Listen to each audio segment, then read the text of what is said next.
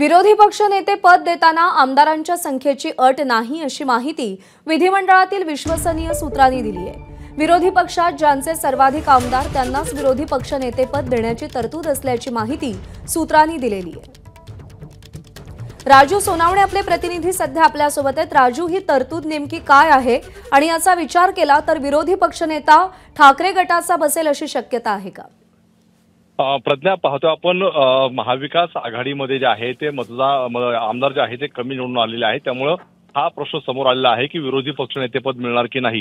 कुठेतरी चर्चा सुद्धा सुरू आहे की 10% जे आहे ते आमदार असणं अपेक्षित आहे। मात्र विश्वसनीय सूत्रांनी माहिती दिलेली आहे विधिमंडळातील की कुठल्या प्रकारची जी आहे ती अट नाही। विरोधी पक्षामध्ये ज्यांच्याकडे सर्वाधिक आमदार आहेत अशा पक्षाला जे आहे ते विरोधी पक्षनेतेपद जे आहे ते मिळू शकतं। त्यामुळे जर पाहिलं आपण तर शिवसेना ठाकरे गटाकडे सर्वाधिक आमदार आहे, त्यामुळे त्यांना मिळू शकतं। मात्र हा सर्वस्वी निर्णय जो आहे तो विधानसभा अध्यक्षांना आणि सरकारला घ्यायचा आहे, कारण आपण पाहतोय का संसदेत सुद्धा अशा प्रकारचा प्रश्न निर्माण झालेला होता। त्यामुळे वेगळी काही आणखी तरतूद आहे का याची सुद्धा चाचपणी जी आहे ती विधानसभा अध्यक्ष आणि यांच्याकडनं केली जाते। मात्र तुर्तास अशी कायद्यामध्ये कुठल्याही प्रकारची जी आहे ती अट नसल्याचं समोर येत आहे। प्रज्ञा, राजू, धन्यवाद दिलेल्या माहितीसाठी।